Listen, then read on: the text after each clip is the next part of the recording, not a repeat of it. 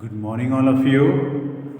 I'm your English teacher, R.K. sir from Central Public School, Dugdud near Nandaur.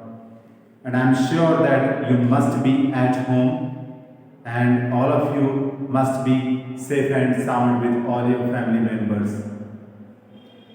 And it is also very clear that you must be missing your school as well as your teachers, as the teachers of Central Public School are also missing you. But we can't sit idly, my dear students. That's why we have started video classes. So, in the same respect, I am going to start the lesson 10th of class 7th.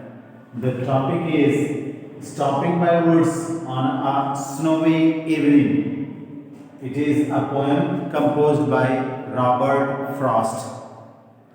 So in this poem, the poet Robert Frost shares his experience of once he stopped by the woods on a snowy evening. So it is a poem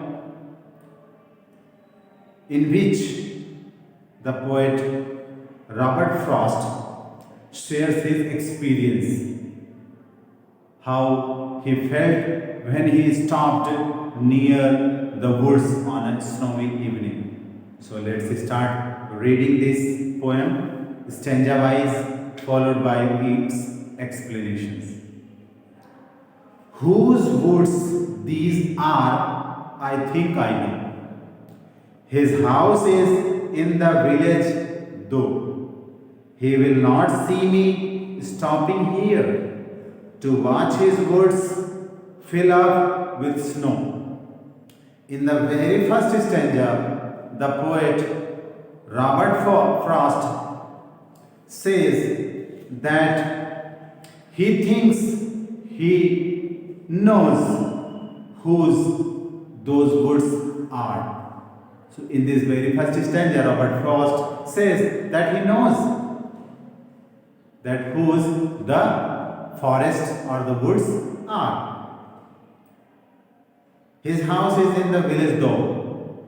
Although his house means the master of the woods. So his house is in the village. Although he will not see him stopping there.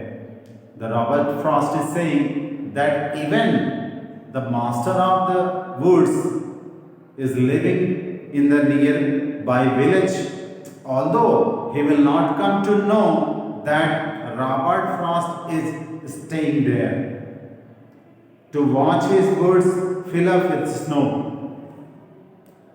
That the Robert Frost is the narrator or the composer of this poem says that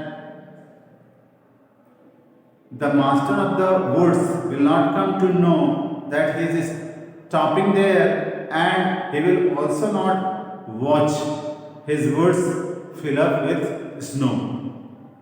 That the Robert Frost has stopped there to see his forest or woods which is full of snow. Second stanza, my little horse must think it queer to stop without a farmhouse near. In the second stanza, the poet Robert Frost says that his little horse must think it strangely to stop without a farmhouse near.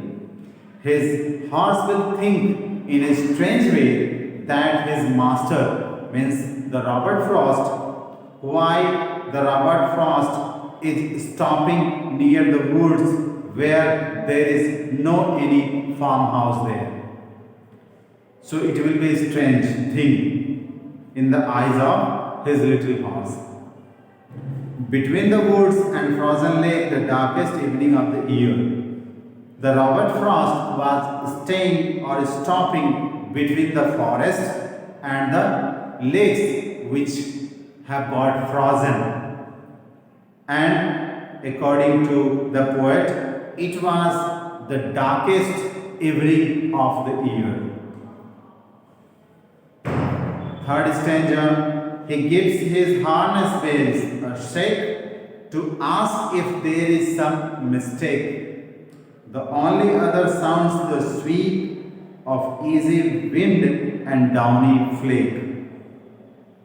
In this stanza, the poet Robert Frost says that he gives his harness bells a shake. He just shook his harness bells to ask his little horse if he has made any kind of mistake. Robert Frost wanted to know in this stanza that if he has made any kind of mistake, that's why he just shook the harness bells of his little horse. The only other sounds the sweep of easy wind and downy flake. There was only one thing. What was that? It was the sound of the sweep. There was other sounds is the sweep of easy wind and downy flake. There was the sound of the easy cool wind and the downy flake, means downy, thin layer of something. The woods are lovely, dark and deep, but I have promises to keep, and miles to go before I sleep, and miles to go before I sleep. In the fourth and last stanza, the poet Robert Frost says that the forests are very beautiful, dark and deep, but he has some promises to be kept. So he has made some promises to keep. That's why he doesn't want to stay there for long. So he says that before I go to sleep, I have to walk miles. I have to make a journey of miles and miles to go before I sleep. So before he goes to bed or before he goes to sleep, he has some miles to complete his journey. So this was a poem composed by Robert Frost.